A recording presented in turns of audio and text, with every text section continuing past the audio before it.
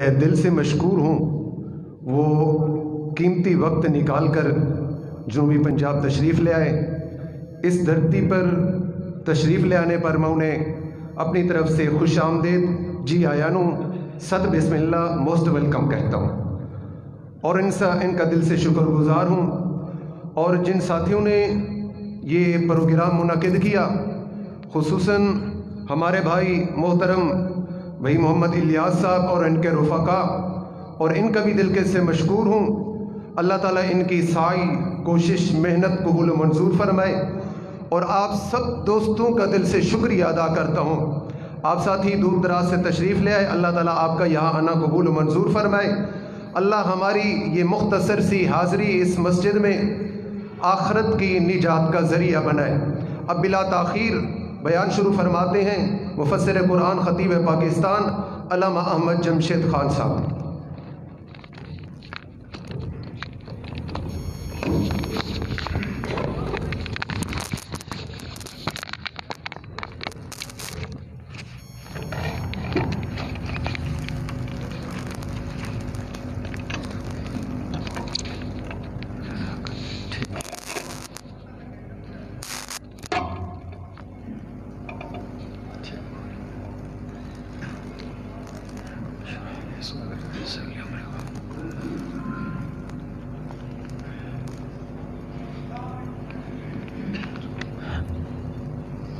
الحمد للہ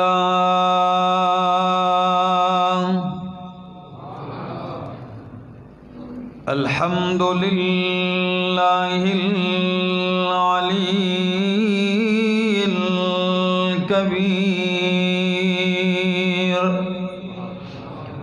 الکبیر المتعال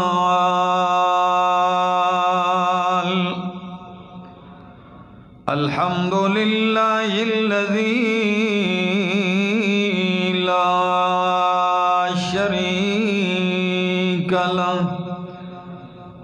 شریک له فی الذات والصفات،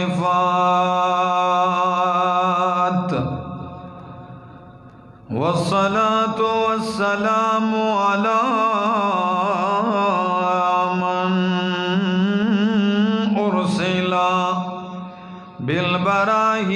بالبراہین والبینات، وعلى آلہ واصحابہ واہل بیتہ الطیبین الطاہرات۔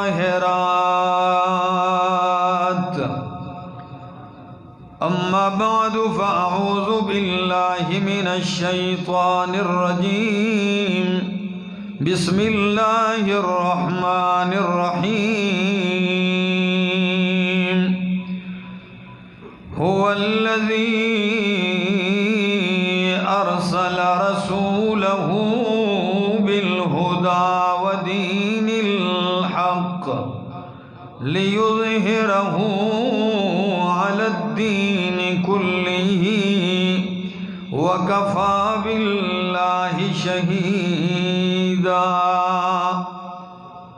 وقال تعالی یا ایہا الرسول بلغ ما انزل الیک من ربک وَإِن لَّمْ تَفْعَلْ فَمَا بَلَّغْتَ رِسَالَتَهُ وَاللَّهُ يَعْصِمُكَ مِنَ النَّاسِ۔ وقال النبي صلى الله تعالى عليه وسلم إنما بعثت معلما۔ سبحان ربك رب العزة عما يصفون وسلام على المرسلين والحمد لله رب العالمين۔ انتہائی قابل عزت قابل احترام ذی قدر علماء کرام اور صوبہ پنجاب کے اس علاقے کوٹ ادو اور گرد و نواح سے آئے ہوئے میرے معزز مکرم ساتھیوں، السلام علیکم۔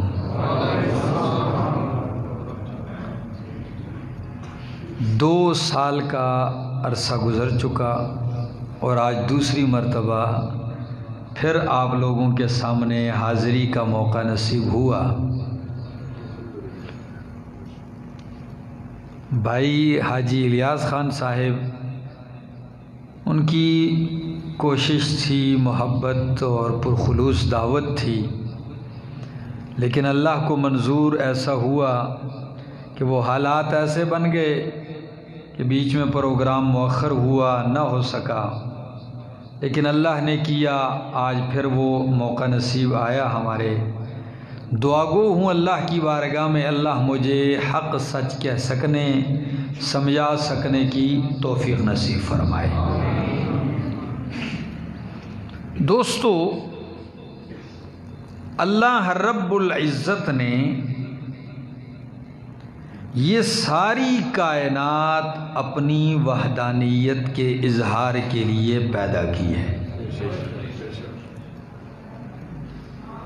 اور انسان کے آنے سے پہلے اس کائنات کو اللہ نے بنایا، سجایا، آراستہ کیا، خوب مزین کیا، پھر جن و انس کو اس میں پیدا فرمایا۔ اور آپ یہ جانتے ہیں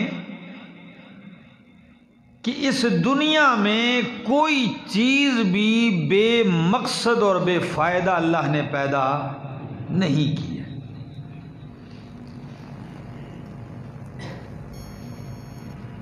چھوٹی سی مشینری آپ دیکھ لیں، جانتے نہ بھی ہوں، میں اکثر راستے میں جب گزرتا ہوں تو بڑے بڑے کنٹینر میں، بڑے بڑے ٹریلوں میں، بڑی بڑی گاڑیوں میں مختلف مشینریاں لے کے جاتے ہیں۔ میں سوچتا رہتا ہوں یہ کس لیے بنی ہے، اس سے کیا مقصد ہوگا، کیا کام لیا جائے گا۔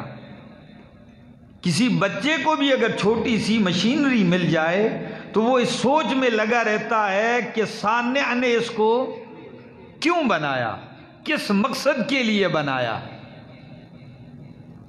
تو پھر آپ اندازہ لگائیں کہ چھوٹی سی مشینری بغیر کسی مقصد کے پیدا نہیں ہوتی، بنانے والا نہیں بناتا، تو مالک کائنات نے اتنا عظیم قدرت کا کرشمہ پیدا کیا انسان کو تو بغیر کسی مقصد کے پیدا کر دیا؟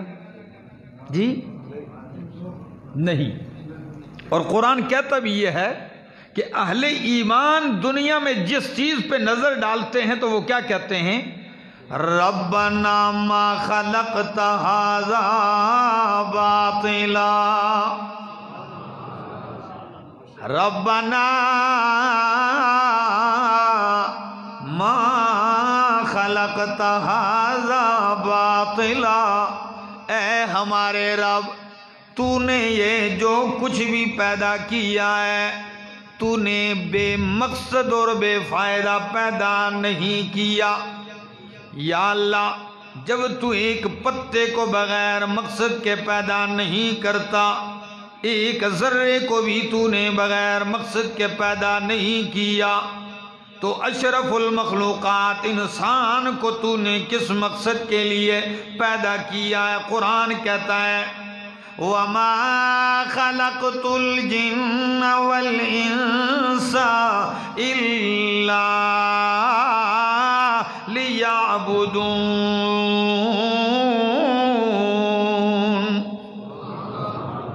اللہ سنیے قرآن، وَمَا خَلَقْتُ الْجِنَّ وَالْإِنسَ إِلَّا لِيَعْبُدُونَ۔ ہم نے انسان اور جنات کو پیدا کیا کس لیے؟ لیعبدون، تاکہ میری بندگی کریں، تاکہ میری عبادت کریں۔ اور سند المفسرین حبر الامت ترجمان القرآن حضرت عبداللہ ابن عباس رضی اللہ تعالیٰ عنہ فرماتے ہیں قرآن میں جہاں بھی لفظ عبادت آتا ہے تو اس کا معنی توحید ہوتا ہے. تو معنی اس آیت کا یہ ہے اِلَّا لِيَعْبُدُونَ اِلَّا لِيُوَحِّدُونَ. میں نے انسان اور جن کو اس لیے پیدا کیا تاکہ میری توحید کا پرچار کریں، میری توحید کا اقرار کریں، میری وحدانیت کے گیت گائیں، میری حمد و ثنا بیان کریں، میری پاکیاں بیان کرتے رہیں، میری وحدانیت کے اعلان کرتے رہیں، میری توحید کے نغمے سناتے رہیں، سنتے رہیں. اسی مقصد کے لیے پیدا کیا ہے. لیکن انسان ہے، کمزور ہے. کیا ہے؟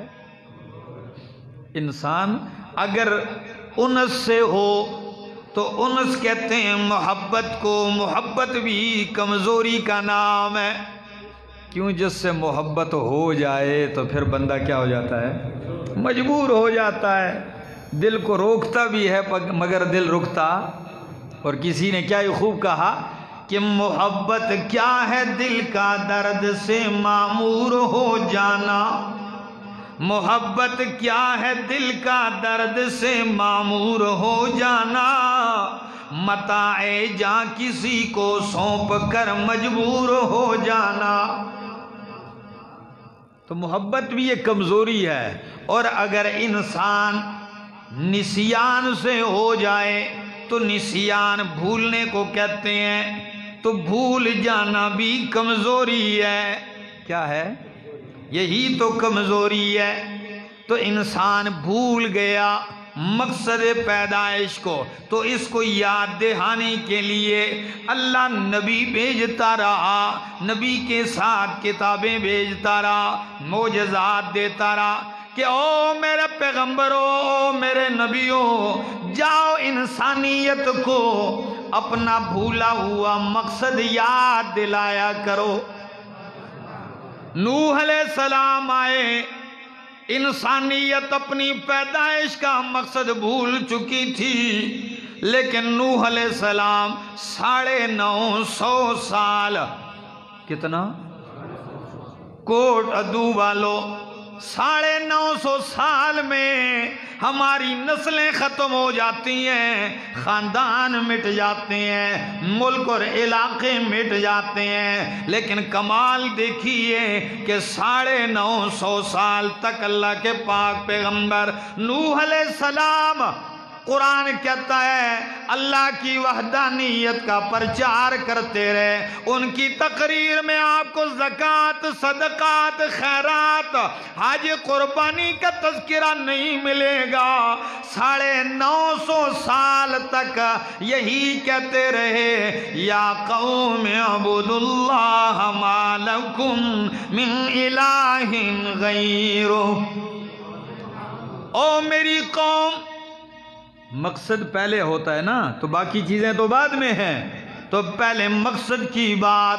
او میری قوم اعبد اللہ، اے وحد اللہ.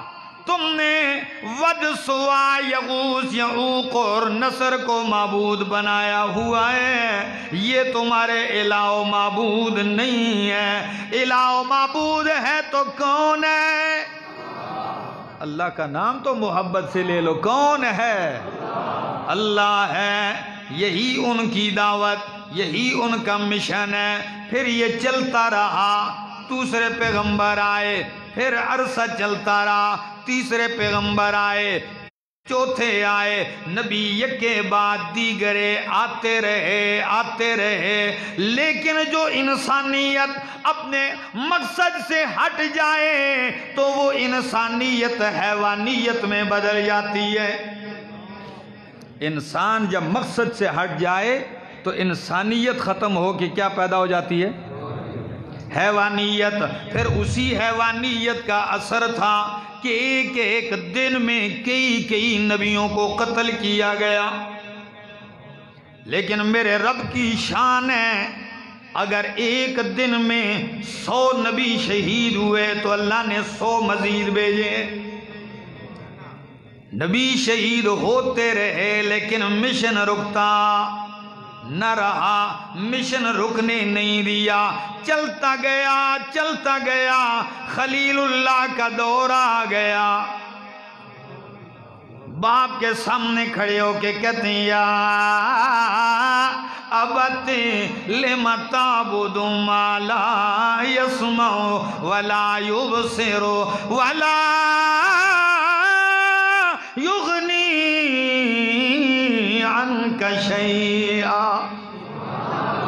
او میرے بابا جان، جن کو تو پوج رہا ہے یہ الہ ہو سکتے، یہ حاجت روا ہو سکتے، یہ معبود نہیں ہو سکتے، کیونکہ معبود کے لیے 3 شرطیں ضروری ہیں کہ وہ سمیع و بصیر و قدیر ہو.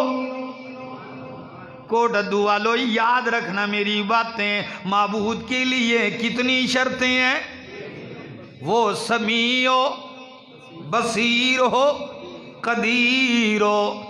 سمیع ہو، ہر کسی کی ہر جگہ سے ہر وقت ہر انداز میں ہر بولی میں ہر آن ہر گھڑی سننے والا کون ہے؟ اللہ ہے. اور یہی تو خلیل اللہ نے فرمایا ابا جان آپ ایسوں کی کیوں عبادت کرتے ہیں؟ لا یسمعو، جو سمیع نہیں، جو تیری سنتے نہیں، کیونکہ سننے والا ہر کسی کی ہر جگہ سے کون ہے؟ فرمایا ان ربی لسمیع الدعاء. او میرا بابا جان، ان ربی لسمیع الدعاء. رب تو میرا ہے جو ہر دعا کو سننے والا ہے. معبود تو وہ ہے جو ہر آن ہر گھڑی سننے والا ہے. جنہیں تو پوج رہا ہے وَلَا يُبْصِرُ، یہ دیکھ بھی نہیں سکتے. اور جس کی طرف میں دعوت دیتا ہوں وہ ہے إِنَّهُ هُوَ السَّمِيعُ الْبَصِيرُ. وہی سمیع بھی ہے اور بصیر بھی ہے، دیکھنے والا بھی ہے. جنہیں تو پوج رہا ہے لا یغنی عنک شیئا، یہ تیرے کسی کام نہیں آ سکتے، تجھے کوئی نفع نہیں دے سکتے، تجھ سے کوئی مصیبت نہیں ٹال سکتے. اور جس کی طرف میں دعوت دیتا ہوں اس کی شان تو یہ ہے انما امرہ اذا اراد شیئا ان یقول لہ کن فیکون. کیا مزہ ہے قرآن میں، کیا تاثیر ہے رب کے قرآن میں.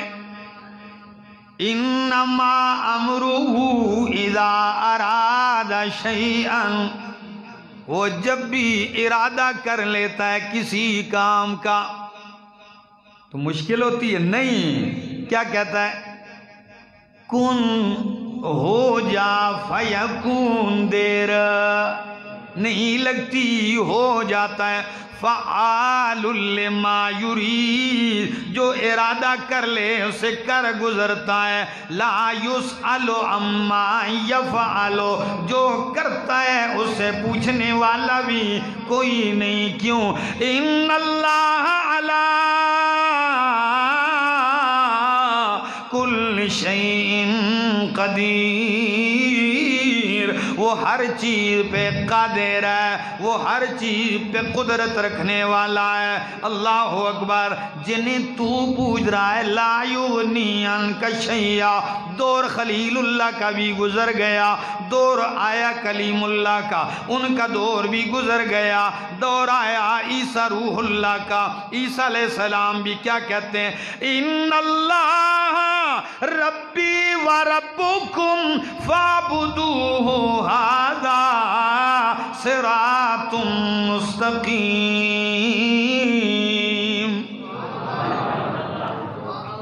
قربان جاؤں، میں اختصار کے ساتھ صرف آپ کو جھلک دکھا رہا ہوں، آ رہا ہوں چونکہ عنوان ہے مشن رسالت، تو آپ کو بتا رہا ہوں کہ قرآن نبیوں کا مشن بتا رہا ہے، ہر نبی کی یہی بات ہے، ہر نبی کا یہی مشن رہا ہے۔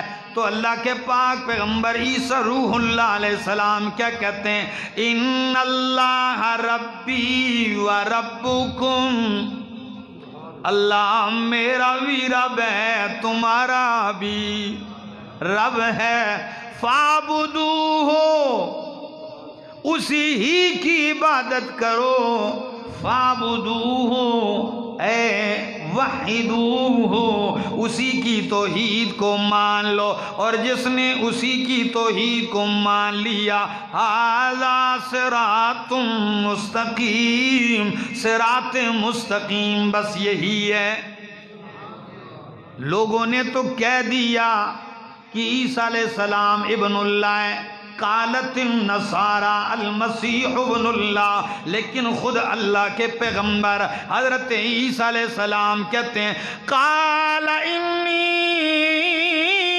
عبد اللہ، لوگ مجھے ابن اللہ کہتے ہیں، میں ابن اللہ نہیں، میں عبد اللہ ہوں، ابن اللہ نہیں بلکہ عبد اللہ ہوں، میں اللہ کا بندہ ہوں۔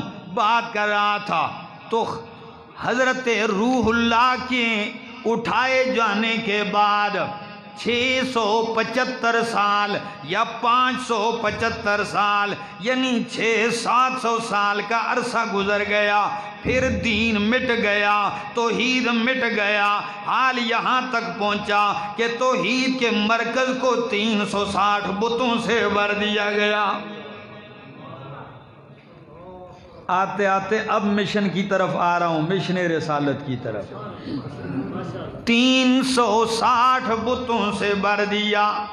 نوح علیہ السلام کے دور میں ود، سوا، یغوث، یعوق اور نصر، اور ادھر لات، منات، عزا و حبل، ٹھیک ہے نا، یہ 5 جو ہے نا یہ نمایاں ہیں، باقی بہت سارے تھے۔ اب اللہ کی وحدانیت کا تصور ختم ہو گیا ہے۔ یہ نہیں کہ وہ اللہ کو مانتے نہیں تھے، اللہ کو مانتے تھے، اللہ کو خالق بھی مانتے تھے، اللہ کو مالک بھی مانتے تھے، اللہ کو رازق بھی مانتے تھے۔ اگر یقین نہ آئے، میرے سامنے رب کا قرآن ہے، اگر آپ کا ذوق ہو تو میں سنا دوں رب کا قرآن۔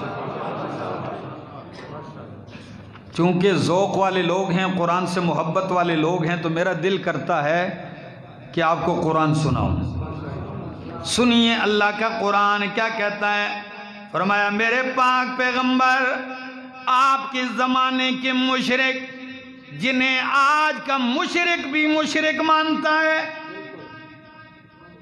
بات سمجھے نہیں میری، یعنی وہ مشرک جنہیں آج کا مشرک بھی مشرک مانتا ہے، مشرک کہتا ہے، قرآن کہتا ہے میرے پاک پیغمبر اگر آپ ان سے بھی پوچھیں ان کا عقیدہ کیا ہے، وَلَئِن سَأَلْتَهُمْ، اللہ، یہ میرے پاس ہے 18واں پارہ، سورت کا نام سورۃ المومنون ہے، اور سنیے رب کا قرآن، قُلْ لِمَنِ الْأَرْضُ وَمَنْ فِيهَا إِن كُنْتُمْ تَعْلَمُونَ، میرے پیغمبر پوچھ ان سے، لِمَنِ الْأَرْضُ وَمَنْ فِيهَا، زمین کس کی ہے، وَمَن فِيهَا جو کچھ زمین میں ہے یہ کس کا ہے؟ اگر تم جانتے ہو سَيَقُولُونَ لِلَّهِ، تو مکے کا مشرک بھی کہے گا للہ، کہ زمین اور جو کچھ زمین کے اندر ہے کس کا ہے؟ اچھا پھر بھی مشرک، سوچنے کی بات۔ ذرا اگلی بات فرمایا میرے پیغمبر، قُلْ مَن رَّبُّ السَّمَاوَاتِ السَّبْعِ وَرَبُّ الْعَرْشِ الْعَظِيمِ، میرے پیغمبر پوچھ ان سے ساتوں آسمان کا رب کون ہے، عرش عظیم کا رب کون ہے؟ فرمایا جب آپ پوچھیں گے سَيَقُولُونَ لِلَّهِ، تو کہیں گے ان سب کا رب کون ہے؟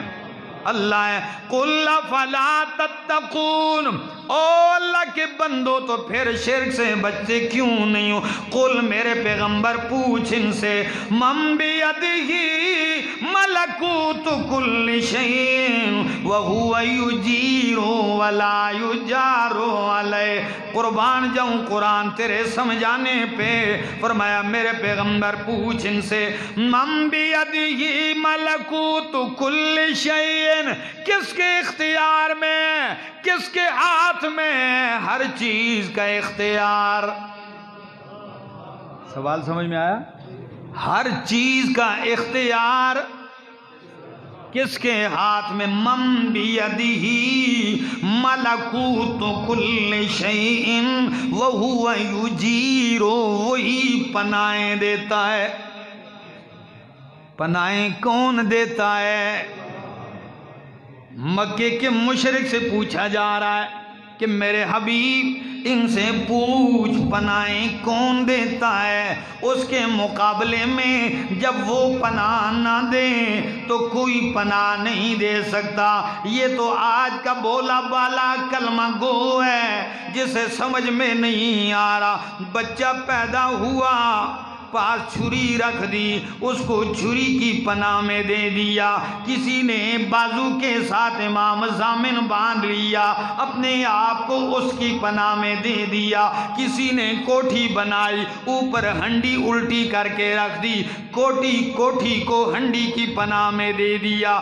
گاڑی لی، جوتا لٹکا دیا، لاکھوں کی گاڑی کو جوتے کی پناہ میں دے دیا۔ کسی نے اپنے آپ کو قبر والے کی پناہ میں دے دیا، کسی نے خواجہ کی پناہ میں دے دیا، کسی نے مردے اور زندے کی پناہ میں دے دیا۔ لیکن اگر قرآن پڑھا ہوتا تو مانتا کہ قرآن میں ہم ہر وقت کہتے ہیں اعوذ باللہ، ہم کس کی پناہ میں آتے ہیں؟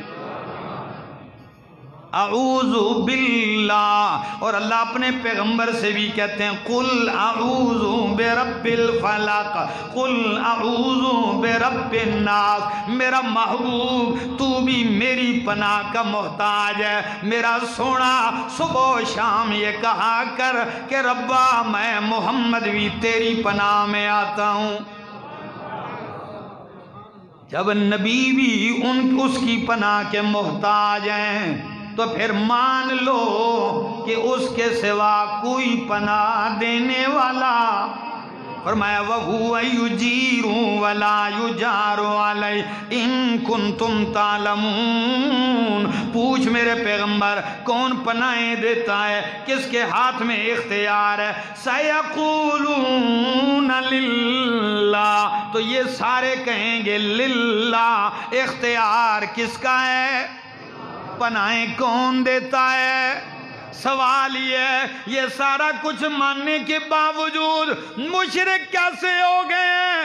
کیسے مشرک ہو گئے ہیں؟ آئیے رب کا قرآن کہتا ہے وہ مشرک کیسے ہو گئے۔ یہ نہیں کہ وہ رب کو نہیں مانتے تھے، نہ میرا دوست، رب ہی کو پانے کے لیے تو انہوں نے شرک اختیار کیا، رب تک پہنچتے ہوئے راستے میں بھٹک گئے تھے۔ ہاں کرتے شرک تھے، سمجھتے عشق تھے، یہی سے تو ان کو غلط فہمی لگی تھی۔ پھر وہ شرک کیا کرتے تھے؟ سنیے وہ کہتے تھے کہ ما نعبدہم الا لیقربونا الی اللہ زلفا، ہم جو لات منات عزا و حبل کی عبادت کرتے ہیں، ہم ان کو خالق تو نہیں مانتے، ہم ان کو اللہ بھی نہیں مانتے، اللہ کے برابر بھی نہیں مانتے۔ آج کا سادہ مشرک بھی یہی کہتا ہے، جی شرک کہتے ہیں اللہ کے ساتھ کسی کو برابر کرنا۔ کیا برابر تو وہ بھی نہیں کر رہے، وہ کیا کہتے ہیں؟ وہ کہتے ہیں وَمَا نَعْبُدُهُمْ، ہم ان کی عبادت نہیں کرتے مگر کس لیے؟ إِلَّا لِيُقَرِّبُونَا إِلَى اللَّهِ زُلْفَا، اس لیے کرتے ہیں کہ یہ ہمیں رب کے قریب کر دیں۔ یعنی قریب وہ بھی کس کے ہونا چاہتے تھے؟ وہ رب کے قریب ہونا چاہتے تھے، لیکن سمجھ نہیں، وہ تو سمجھتے تھے کہ لات و منات کے ذریعے رب کا قرب ملے گا۔ رب نے کہا نہیں نہیں، وَاسْجُدْ وَاقْتَرِب، میرا قرب چاہتا ہے، میرے سامنے سجدہ کر، میرے قریب ہو جا، سجدہ میرے سامنے کر اور میرے، یہی میرا قرب ہے۔ اللہ کے پاک پیغمبر نے فرمایا جب آپ سجدے میں ہوتے ہیں تو جتنا قریب رب کے بندہ سجدے میں ہوتا ہے اس سے زیادہ اور کسی صورت میں نہیں ہو سکتا۔ تو رب کے سامنے سجدہ چھوڑ کے در بدر لگے ہوئے ہیں، تو اللہ نے فرمایا میرے پاک پیغمبر جائیے، آپ کا مشن یہ ہے، یا ایوہ المزمل قم اللیل الا قلیلا، او میرا سونا پیغمبر غار حرا میں کی سال بیٹھ کے گزارے ہیں، اب بیٹھنے لیٹنے کا وقت ختم ہو گیا ہے، اب میں نے آپ کو مشن قرآن مشن توحید دے دیا، اب دن تو رہا دن، اب تو راتوں کو بھی جاگنا پڑے گا۔ یا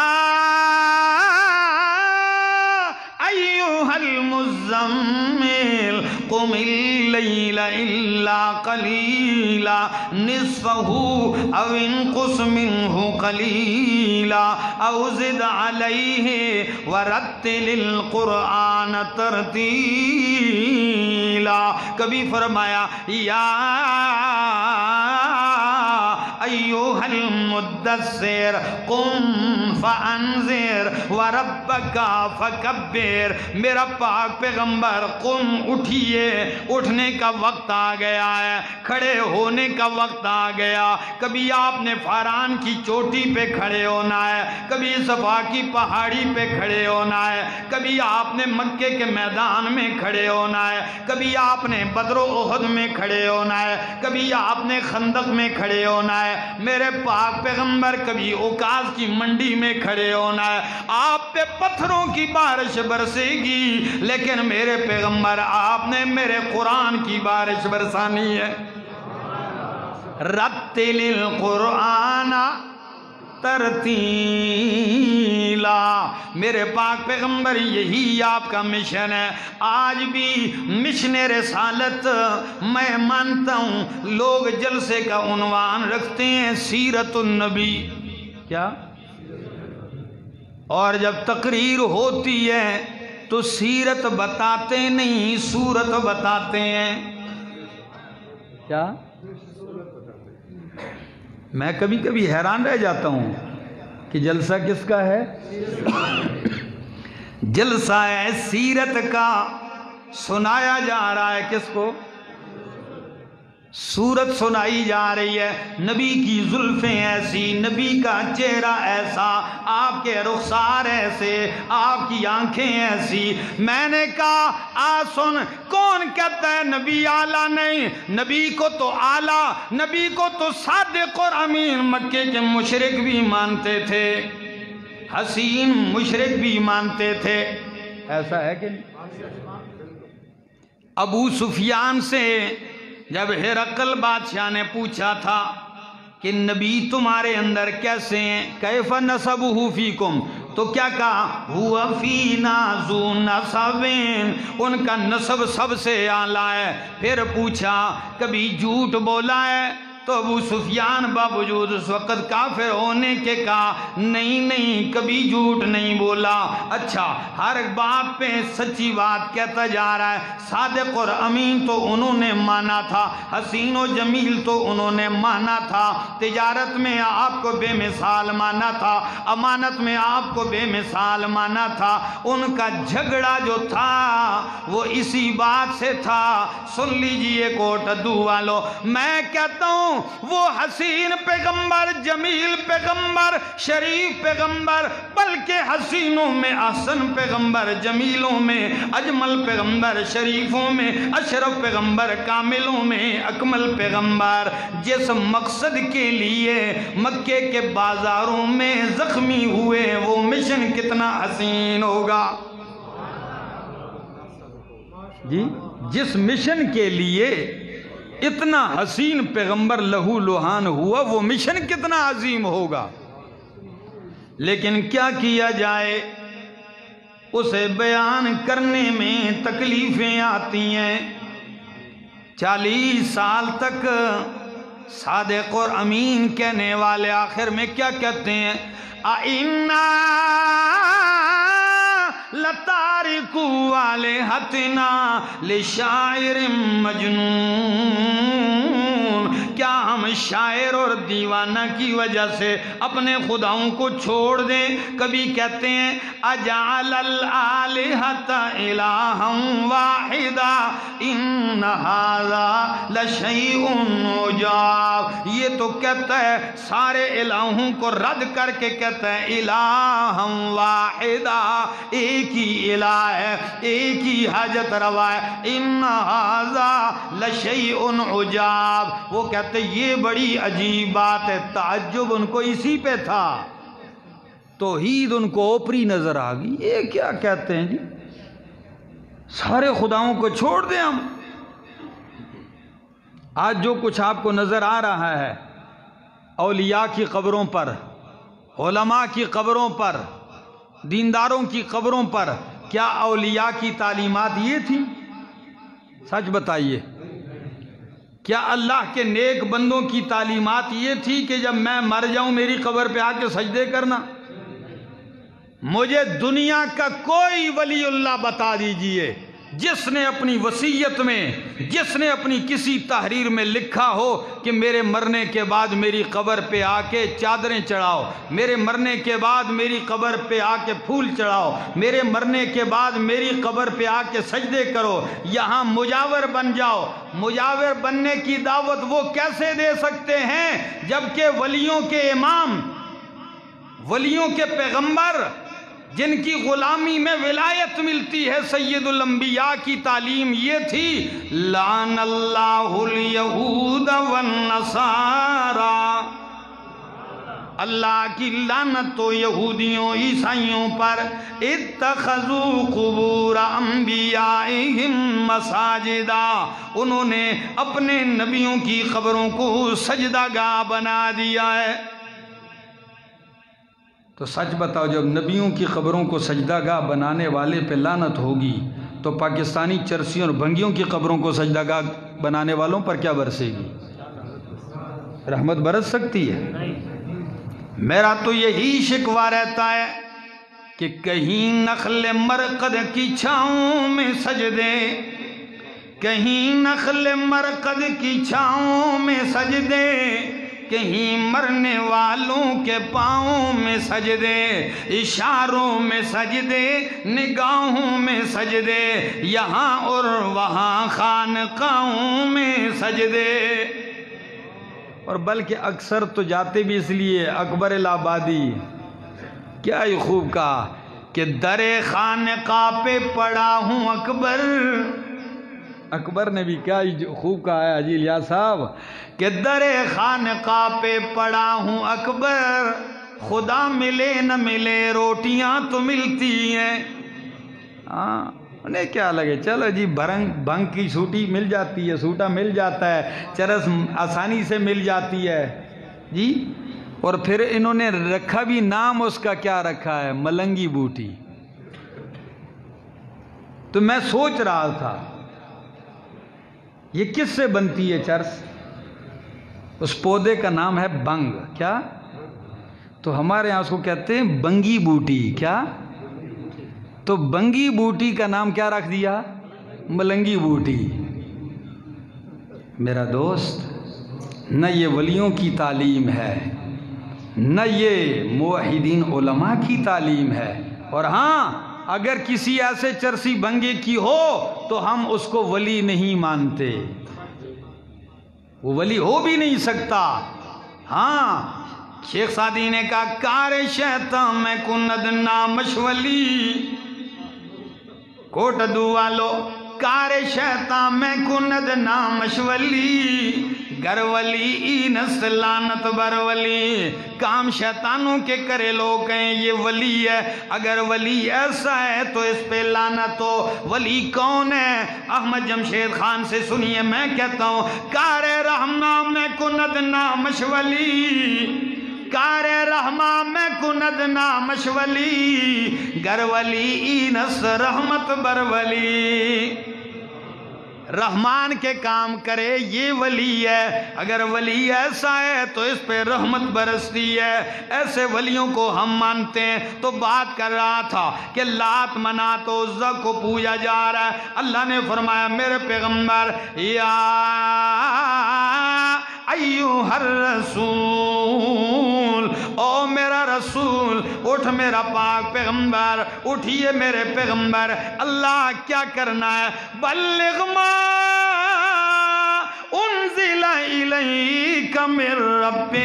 تیرے آنے سے پہلے قصے بہت سنائے جا چکے ہیں، تیرے آنے سے پہلے خرافات بہت سنائے جا چکے ہیں، تیرے آنے سے پہلے قصیدے بڑے سنائے جا چکے ہیں، شعر و شاعریاں بڑی سنائی جا چکی ہیں. میرے پیغمبر تو نے آ کے سنانا ہے تو کیا سنانا ہے؟ بلغ ما انزل الیک من ربک. قرآن سنا میرے پیغمبر. اور یاد رکھ لیجئے تاکید کتنی ہے، شدت کتنی ہے اس آیت میں، زور کتنا ہے اس آیت میں. فرمایا وَإِن لَّمْ تَفْعَلْ فَمَا بلغت رسالتا. اگر تو نے قرآن نہیں پہنچایا، تو نے رسالت کا حق ادا، تو نے میرا پیغام ادا نہیں کیا، تو میں کہتا ہوں کوٹ ادو والو، جو رب کا قرآن پوری زندگی ہاتھ نہ لگائے اور کہے میں تبلیغ کر رہا ہوں، تو وہ کس کی تبلیغ کر رہا ہے؟ سوال تو یہ، اللہ فرماتے ہیں اگر قرآن نہیں پہنچایا تو آپ نے میرا پیغام، تو رب کے پیغام کے پہنچانے کا نام ہی تو تبلیغ ہے. کیا ہے؟ تو قرآن پوری زندگی بندہ ہاتھ نہ لگائے. میرے دوست یہ لمحہ فکریہ ہے، سوچنا پڑے گا آپ کو، علماء کو بھی سوچنا پڑے گا، علماء سے محبت کرنے والوں کو بھی سوچنا پڑے گا. آج تو ہم مقرر کو اس شرط پہ لوگ بلاتے ہیں کہ خدا را آنا تقریر کرنا. کس پہ تقریر کرنا؟ آپ کی تقریر یہ ہو جی سونا جا قصہ سنا دو. اچھا مولانا صاحب فلاں فلاں اشعار سنا جائیں. یہ بہت کم لوگ ہیں جو کہتے ہیں مولانا صاحب آ کے ہمیں رب کا قرآن سنا کے چلے جائیں. لوگوں کے کان قرآن سننے کو ترس چکے ہیں، سنانے والے نہیں. اور جب رب نے سنانے والے فقیر پیدا کر ہی دیے ہیں چند، تو اب ان کو سنانے نہیں دیا جا رہا، ان کی آواز کو دبایا جا رہا ہے، ان کے اوپر تہمتیں، بہتان، الزام لگا کر. لیکن میں کہتا ہوں خوش رہو، ہم نبی سے بڑے تو ہو نہیں سکتے، اس لیے اگر نبی قرآن سنائے انہیں شاعر کہا جائے، نبی قرآن سنائے انہیں ساحر کہا جائے، نبی قرآن سنائے انہیں مجنون کہا جائے، نبی قرآن سنائے انہیں کذاب کہا جائے، نبی قرآن سنائے انہیں جھوٹا کہا جائے، لیکن قربان جاؤں قرآن ہے ہی ایسی کتاب، اللہ فرماتے ہیں میرا پاک پیغمبر قرآن تو سناتا جا، تیری صفائیاں میں خود کرتا جاؤں گا۔ انہوں نے کہا مجنون ہے، انکا لمجنون اِنَّا لَتَارِكُو آلِهَتِنَا لِشَاعِرٍ مجنون۔ جب مجنون کہا تو رب کا قرآن صفائی کیسے کرتا ہے؟ فرمایا نون والقلم وما یسطرون ما انت بنعمت ربک بمجنون۔ کیا مٹھاس ہے، نون والقلم وما یسطرون، میرا محبوب پریشان نہ ہو، تجھے مجنون کہا جا رہا ہے۔ اگر آپ کو یہ دیوانہ کہتے ہیں، میں رب سے یہ تصدیق اتار رہا ہوں کہ نون والقلم، قسم ہے قلم کی، اور ہمارے علماء مانا کرتے ہیں شاہد ہے قلم، گواہ ہے قلم، جو کچھ قلم سے لکھا جا رہا ہے یا لکھتے ہیں لکھا جائے گا، یہ دونوں چیزیں گواہ ہیں کہ ما انت بنعمت ربک بمجنون، آپ اپنے رب کے فضل سے نعمت سے مجنون نہیں ہے۔ یہاں قلم کو گواہ کیوں بنایا جا رہا ہے؟ کوٹ عدو والو بہت معنی مفسرین کرتے ہیں، ایک معنی کرتے جا رہا ہوں۔ فرمایا میرے پیغمبر اگر تاریخ کا قلم لکھا جائے گا تو تاریخ کا قلم گواہ ہے، تاریخ میں سب کچھ لکھا جائے گا لیکن آپ کو مجنون نہیں لکھا جائے گا۔ ہاں علماء کا قلم گواہ ہے، سب کچھ لکھا جائے گا، آپ کو مجنون نہیں لکھا جائے گا۔ اگر طبیب بلایا جائے اور آپ کو دیکھیں تو طبیب کا قلم بھی آپ کو مجنون نہیں لکھے گا، یہاں تک کہ دشمن کا قلم سب کچھ لکھ سکتا ہے لیکن آپ کو مجنون نہیں لکھے گا۔ کس طرح آپ کو یہ مجنون کہتے ہیں؟ اور اگر یہ کہتے ہیں شاعر تو جو سن لیجئے، فرمایا وَمَا عَلَّمْنَاهُ الشِّعْرَ وَمَا يَنبَغِي لَهُ، نہ میں نے اپنے پیغمبر کو شاعری کا علم دیا، نہ یہ میرے پیغمبر کے شایع نشان ہے۔ اگر وہ کہتے ہیں لست مرسلا، تو رسول نہیں، تو فرمایا کوئی مانے نہ مانے میں اعلان کرتا ہوں یاسین والقرآن الحکیم انکا لمن المرسلین۔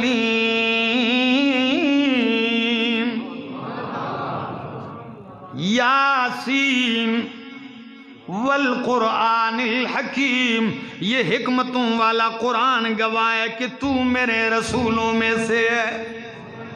صفائیاں آپ کی خود قرآن کرتا جائے گا، تسلی آپ کو قرآن دیتا جائے گا، کام بس آپ کا یہ ہے اما بنعمت ربک فحدث۔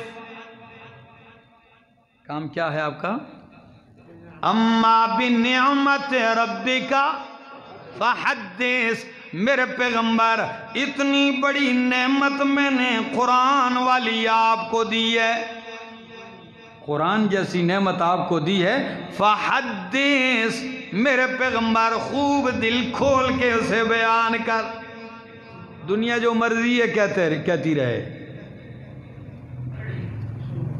اس دنیا نے کسی کو معاف نہیں کیا، کوئی جتنا بھی اچھا ہو جائے اس کو برا کہنے والے پھر بھی موجود ہوتے ہیں، اور کوئی کتنا بھی برا ہو جائے پھر بھی اس کو اچھا کہنے والے موجود ہوتے ہیں۔ تو اچھا نہیں ہے کہ بندہ اچھا ہو جائے، یہی قرآن تسلیاں بھی دیتا ہے. خدا کی قسم قرآن کی تسلی ایسی تسلی ہے کہ اس جیسی تسلی ہو بھی نہیں سکتی. صرف 18 دن وہی بند ہوئی. کتنے دن؟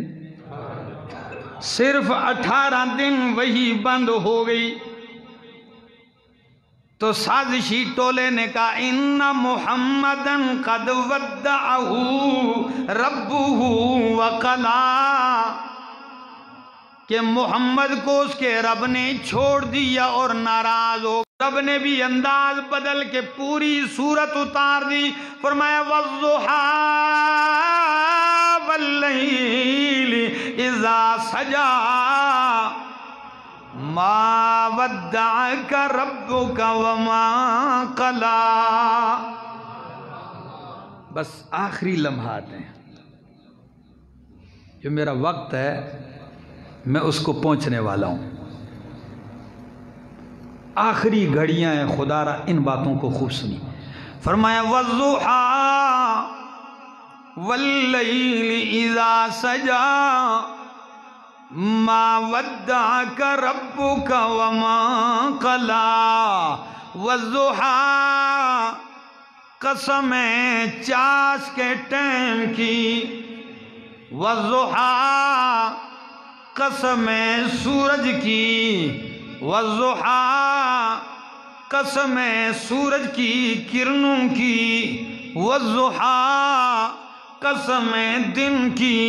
واللیل اذا سجا قسم ہے رات کی. اذا سجا جب وہ چھا جائے. قسم ہے رات کی سیاہی کی جب وہ پھیل جائے. یہ قسمیں اٹھانے کے بعد جواب قسم نے فرمایا کہ ما ودعک ربک وما قلا. میرے پیغمبر نہ تو آپ کو آپ کے رب نے چھوڑا ہے نہ ناراض ہوا ہے. کون کہتا ہے کہ آپ سے رب ناراض ہو گیا ہے؟ کون کہتا ہے کہ آپ کو رب نے چھوڑ دیا ہے؟ والضحیٰ مجھے قسم ہے سورج کی کرنوں کی. مجھے قسم ہے سورج کے اجالے کی. رات کی سیاہی کی قسم ہے. میرے پیغمبر سورج سے اس کی روشنی جدا ہو سکتی ہے، رات سے اس کی سیاہی جدا ہو سکتی ہے، مگر محمد سے اس کا رب جدا نہیں ہو سکتا. ما ودعک ربک وما قلا. یہ تو کہتے ہیں چھوڑ دیا، چھوڑنا نہیں. وَلَسَوْفَ يُعْطِيكَ رَبُّكَ فَتَرْضَىٰ. چھوڑا کہاں ہے؟ ابھی تو میں نے آپ کو اور بھی دینا ہے. یہاں تک دیتا جاؤں گا کہ ترضا تو راضی ہو جائے گا. یہ کہتے ہیں چھوڑ دیا ہے. سن میرا پاک پیغمبر الم یجدک یتیما فآوا. جب تو یتیم تھا ماں نے چھوڑ دیا، باپ نے چھوڑ دیا، چچا نے چھوڑ دیا، دادا نے چھوڑ دیا. میں نے اس وقت یتیمی میں نہیں چھوڑا. اب تو قرآن دے دیا، اب کیسے چھوڑ سکتا ہوں؟ قرآن جیسی نعمت اب عطا کر دی، اب میں چھوڑ دوں آپ کو؟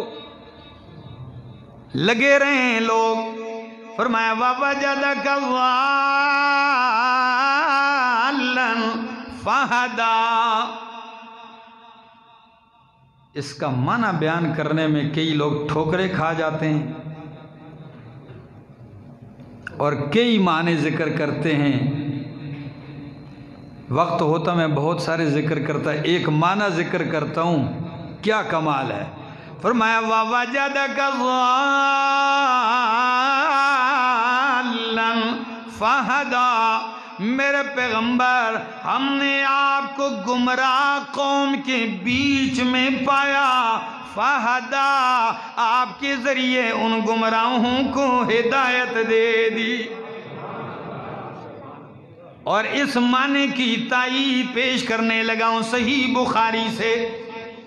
انصار مدینہ بیٹھے ہوئے ہیں، میرے پاک پیغمبر آتے ہیں، صحیح بخاری صحیح مسلم کے الفاظ ہیں، فرمایا علم اجدکم، او میرے انصار، علم اجدکم ذلالا فہداکم اللہ بی، او میرے انصار کیا میں نے تمہیں گمراہ نہیں پایا، مجھے رب نے بھیج کر میرے ذریعے تمہیں ہدایت دے دی۔ اللہ، تو جب میں نے آپ کو نعمت دی ہے تو آخر میں لوگوں کی پرواہ نہ کر، اما بنعمت ربک فحدث، لوگوں نے آج تک کسی کو معاف نہیں کیا، بس رب کو راضی کر، قرآن سناتا جا، پرواہ نہ کر۔ شاعر نے کیا ہی خوب کہا، عرفی تمہیں اندیش سے غوغائے رقیبا، عرفی تمہیں اندیش سے غوغائے رقیبا، آواز سگاں کم نہ کند رزق گدارا۔ کتوں کے بھونکنے سے فقیر کی روزی میں فرق، بھونکتے رہیں آپ، قرآن سناتے جائیں میرے پاک پیغمبر۔ اللہ، یہی مشن رسالت ہے۔ اگر نبی کے مشن سے وفاداری کرنی ہے تو نبی کا قرآن سینے سے لگائیے اور اس کے پیغام کو سنائیے۔ عجیب بات یہ ہے، کبھی میں لوگوں کے اوپر حیران ہوتا ہوں کہ نبی کی صورت سنتے ہوئے تو خوش ہوتے ہیں، لیکن نبی نے جس صورت کو قرآن کی خاطر زخمی کیا، اس قرآن کی صورت سنتے ہوئے ان کو تکلیف ہوتی ہے۔ معلوم ہوتا ہے کہ اگر یہ پہلی بات ٹھیک ہے اور دوسری بات میں اس کو قرآن کی صورت سنتے ہوئے تکلیف ہوتی ہے تو یہ محبت کے دعوے میں جھوٹا ہے۔ محبت کا دعویٰ سچا تب ہی ثابت ہو سکتا ہے کہ اللہ کے قرآن سے بھی محبت ہو، رب کے قرآن والا عقیدہ بھی اپنائے کہ جس قرآن مقدس کو اللہ کے پاک پیغمبر نے اتنا مضبوطی سے سنایا کہ مکہ چھوڑ دیا، حرم چھوڑ دیا، کعبہ چھوڑ دیا، خاندان چھوڑ دیا، وطن چھوڑ دیا، لیکن رب کا قرآن نہیں چھوڑا۔ تو جس بندے نے پوری زندگی قرآن کو ہاتھ ہی نہیں لگایا، اس کی کفن کے اوپر اگر قرآن آپ لکھ بھی دیں تو کیا حاصل، اس کی قبر کے اوپر سورہ اخلاص لکھ بھی دیں تو قرآن کا سورہ اخلاص سے اس کو کیا فائدہ، وہ ہے ہی سورہ اخلاص کا منکر۔ تو سورہ اخلاص والے عقیدے کو اپنائے گا تو پھر فائدہ ہوگا۔ دوستو، اللہ سے دعا ہے اللہ عمل کی توفیق عطا فرمائے۔ آپ لوگ اس موسم میں رات کی ان گھڑیوں میں آئے، بیٹھے، جس محبت، خلوص اور لگن کے ساتھ آپ لوگوں نے سنا، میں اللہ کی بارگاہ میں دعا گو ہوں کہ اللہ اپنی اس کتاب کے انوارات سے آپ کے دلوں کو منور فرمائے، آپ کے عقیدوں کو منور فرمائے، آپ اور ہم سب کے ایمان کو منور فرمائے، دنیا اور آخرت کو منور فرمائے، زندگی باقی، ملاقات باقی۔